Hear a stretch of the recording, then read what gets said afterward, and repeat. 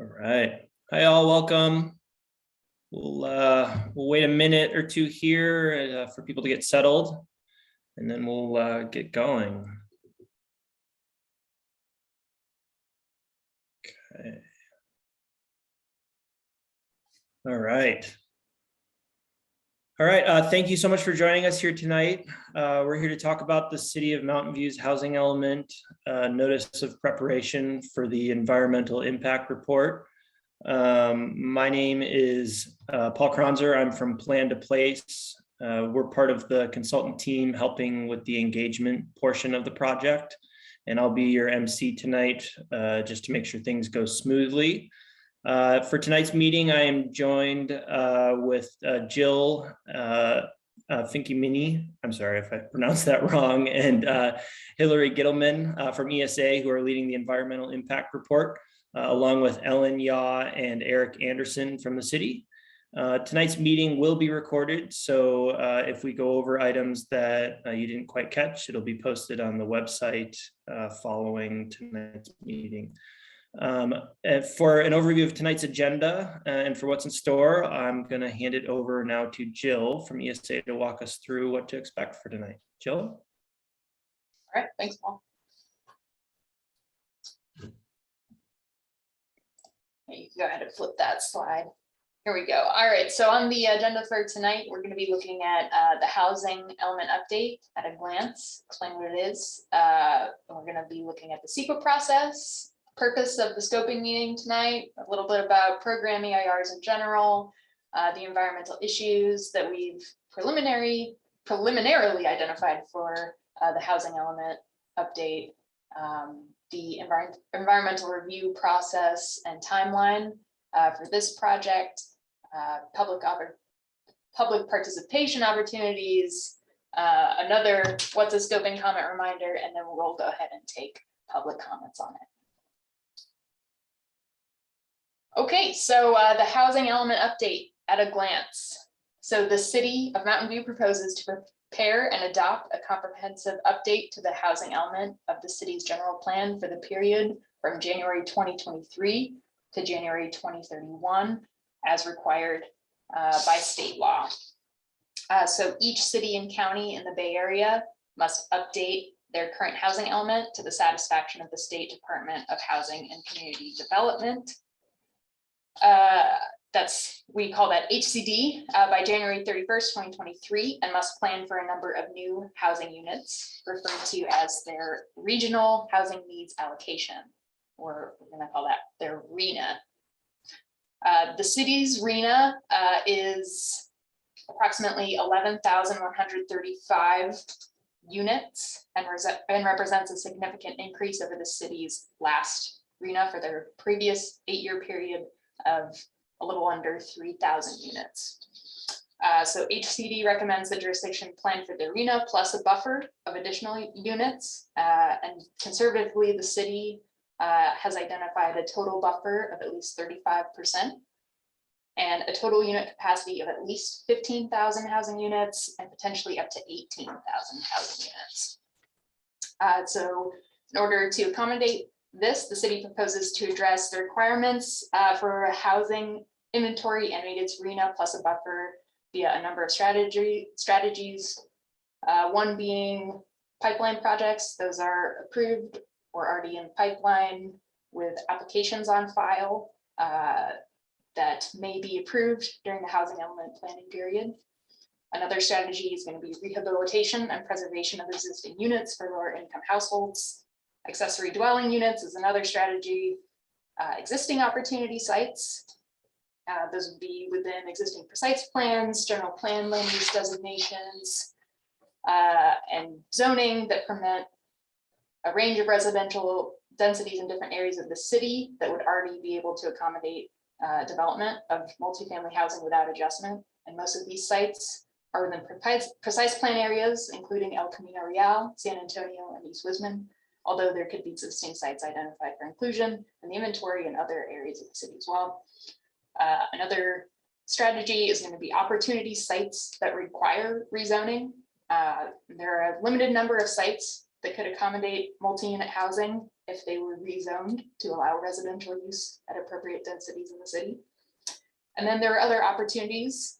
There are some sites where no official application has yet been submitted, but there might be interest in the site.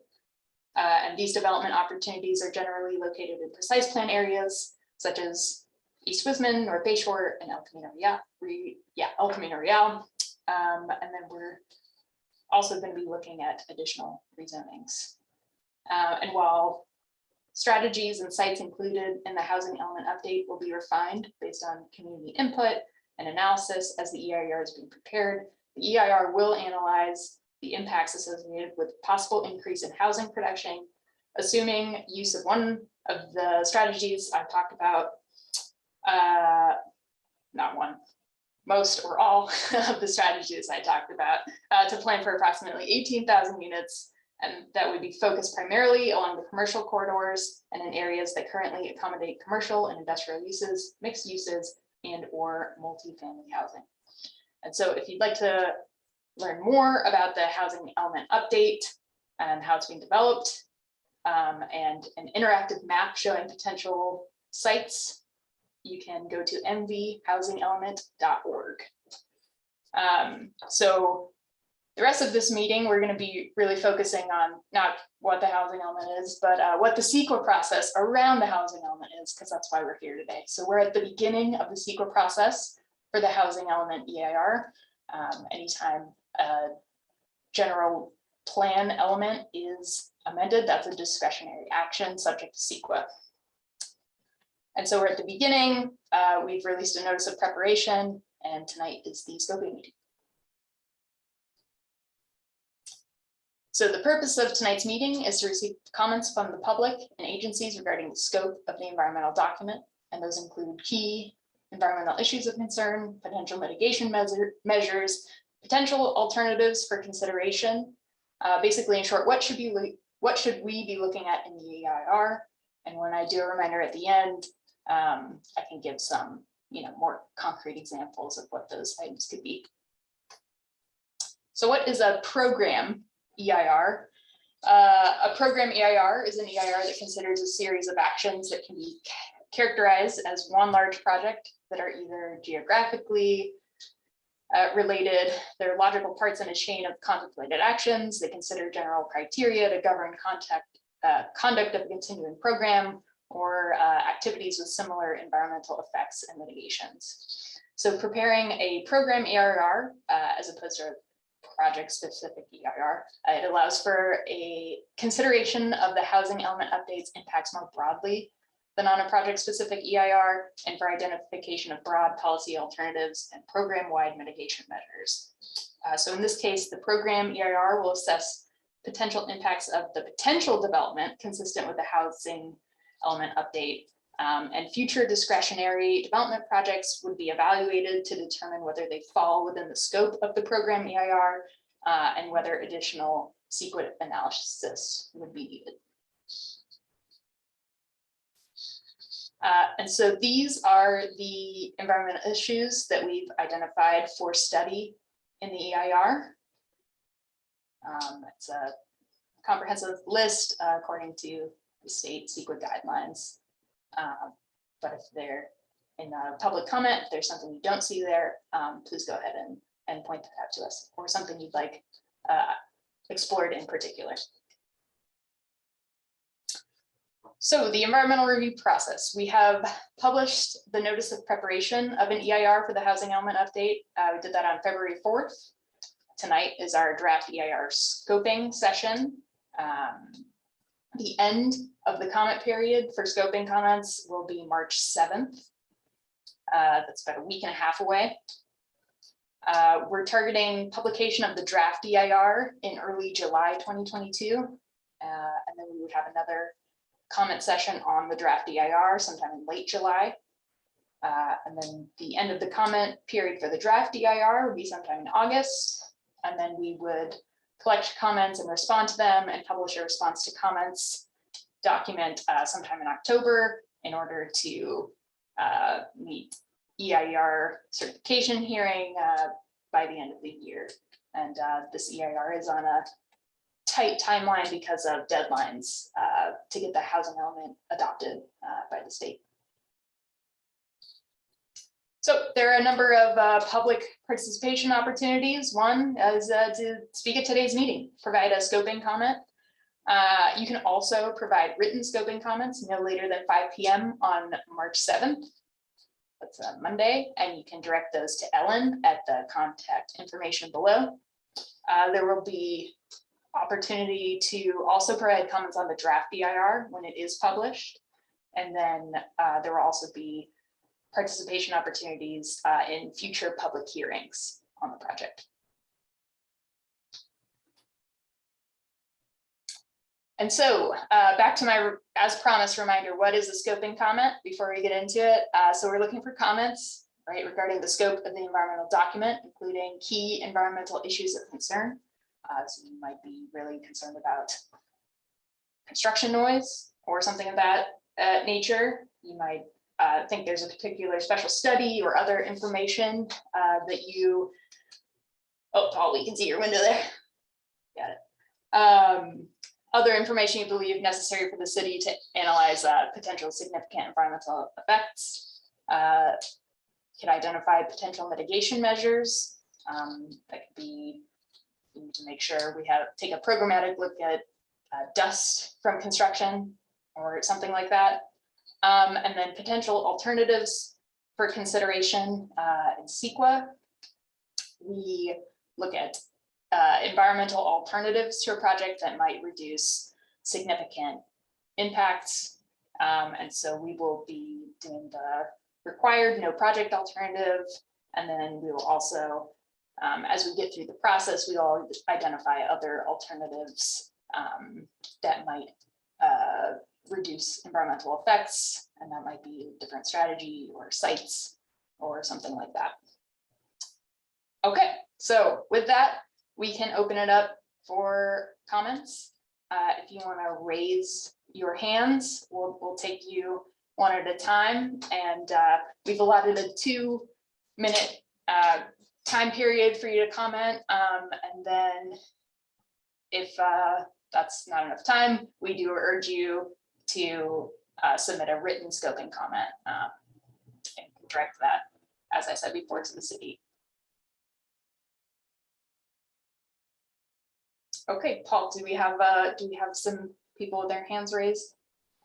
I think Ellen or Eric, can you guys see any on your end? I don't see anyone with their hands raised. Okay. All right, we'll give you a minute if anyone has any scoping comments they want to give.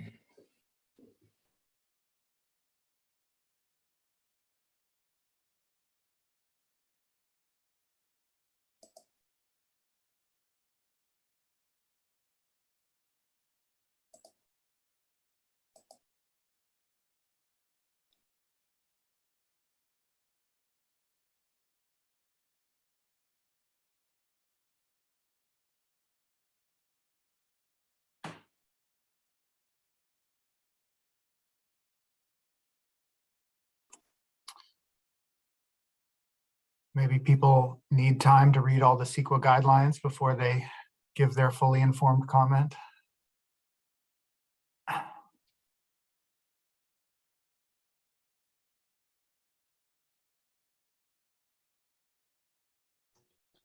Maybe people don't find the SQL process as interesting as we do.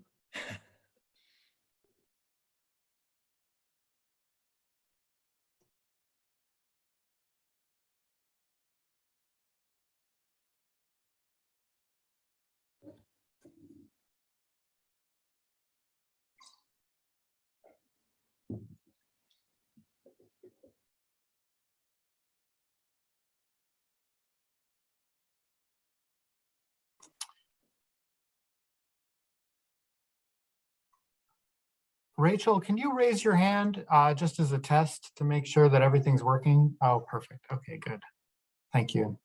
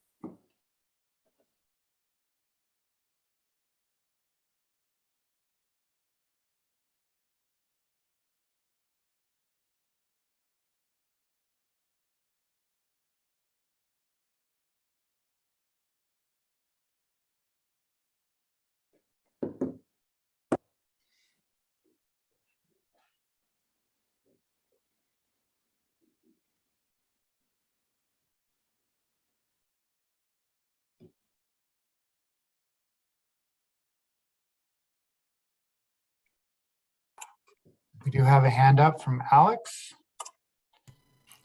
Hey Al, what happens if we just ignore SQL? Just don't do it. Just say, it'll be good. Trust us.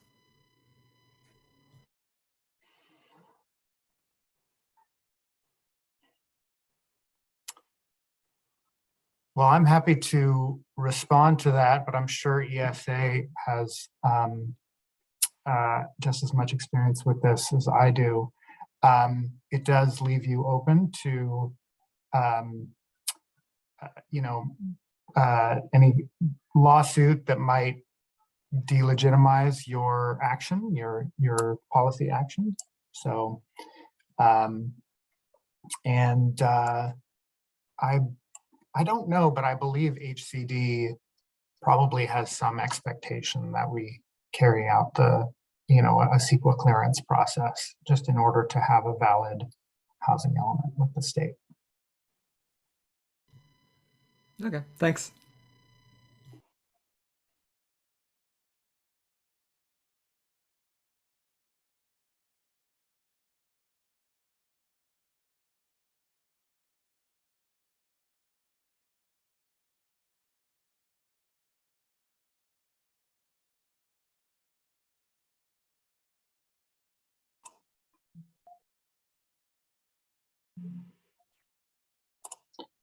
Sorry, Alex, I demoted you. I wasn't sure if you had anything else to say in your 2 minutes.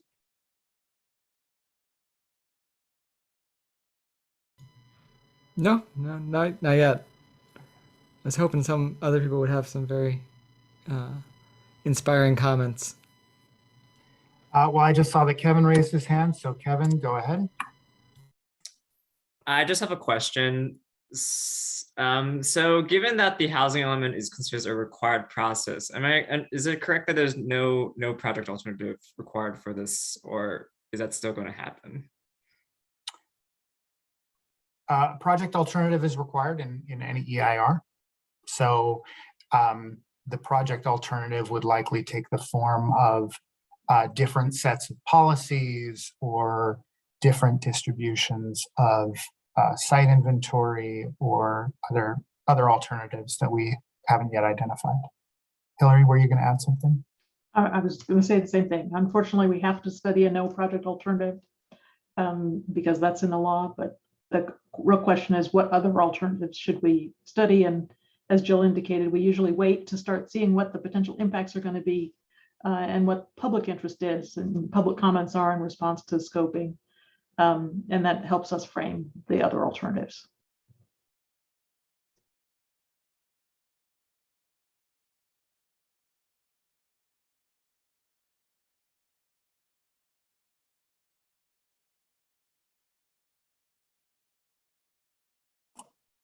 Okay, for anybody that just joined, we are taking public comments for the environmental impact report for the housing element update. This is the scoping meeting for it.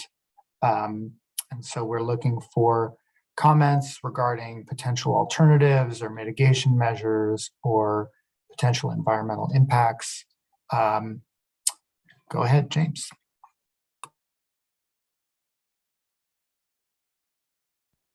Yeah, I guess I never know what or what is supposed to be in scope for EIR, what's even useful to put in scope for EIRs. But since I always like to beat the drum on it, on parking, in terms of alternatives to be investigated, it seems I don't know what direction council has given so far in terms of, or what staff is looking at currently in terms of looking at different potential parking requirements options for housing the next RENA cycle. But that seems like a set of things to look at, and then that would presumably carry impacts which in colloquial language would not be environmental, but in SQL language would be, in terms of presumably increased demand for on-street parking.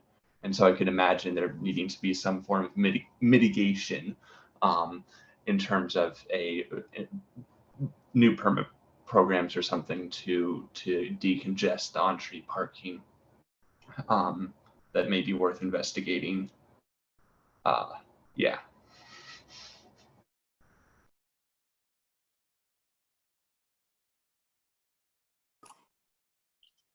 Thank you very much.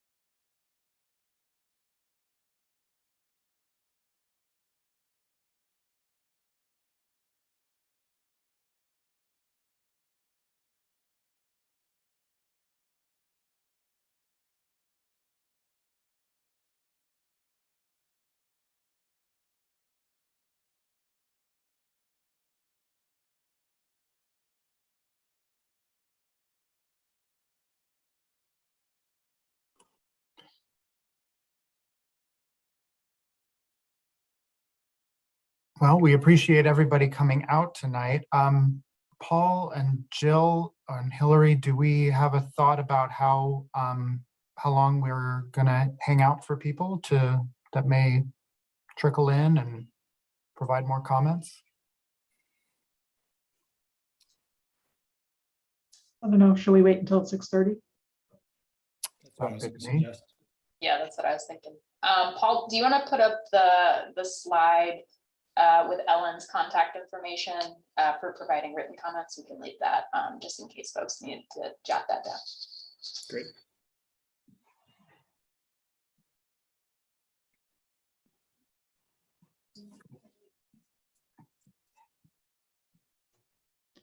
While we're waiting, I can offer a brief response to the last commenter, if you don't mind, Eric. Parking is one of those issues that's a little complicated in SQL. SQL doesn't consider absence of parking to be an impact anymore. You used to evaluate parking as an impact in SQL, but not anymore. But that's not to say it's not an issue that we consider, because there's a direct relationship between parking and traffic. And transportation issues are still covered in SQL. Vehicle miles traveled is how we do that analysis these days.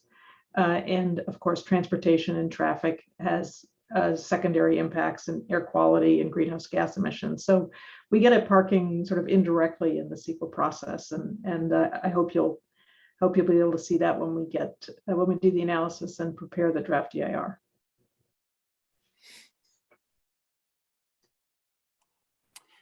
I think James still had more time, so I'm going to allow him to talk again. Yeah, thank you. I just wanted to follow up since, it's good to hear that parking itself is not an environmental impact anymore. That I imagine that simplifies things a lot.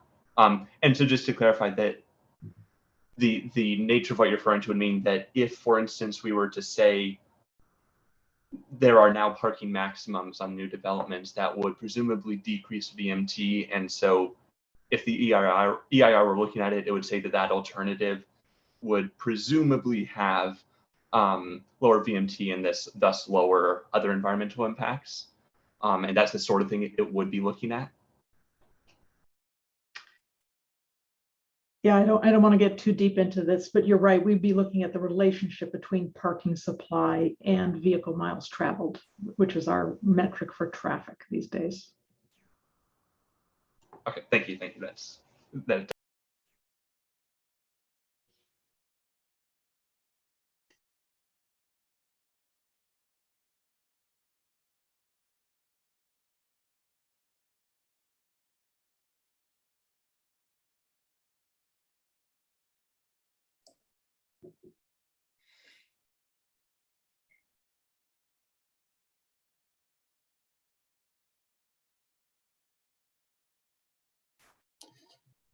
Since you are all interested in it, I will put a plug for next week. The Environmental Planning Commission will be reviewing the annual progress report for 2021 for the housing element.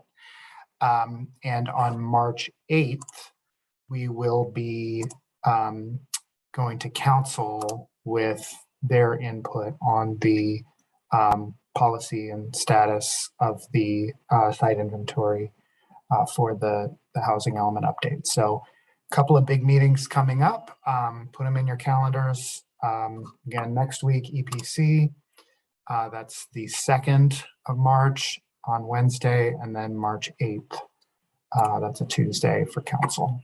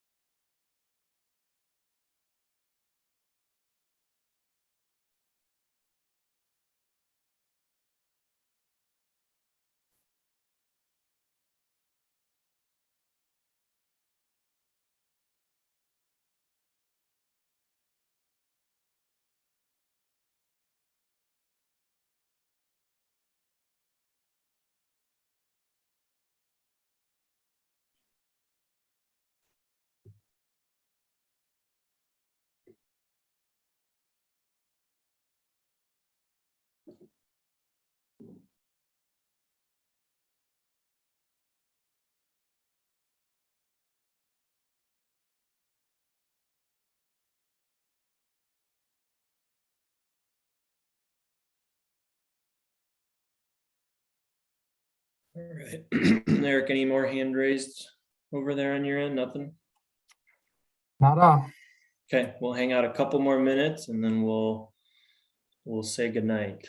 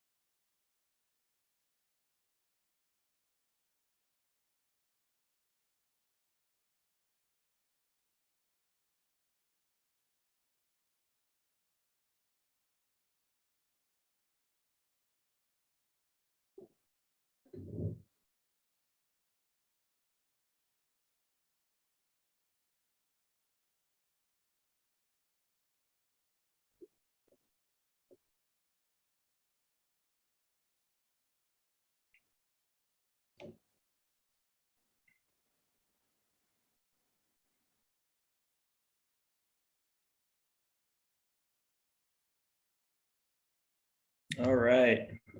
I think with that, we will end tonight's scoping meeting. If you guys have any other comments or questions, feel free to email Ellen ya@mountainview.gov, which can be seen on your screen. Again, any other questions, comments regarding tonight's meeting, please reach out to the city, and then we will have this posted on the website. And look forward to receiving any other comments before March 7th. So with that, I think we'll end tonight, and thank you for your time and comments. Very much. Thanks, guys. Thank you. Good night.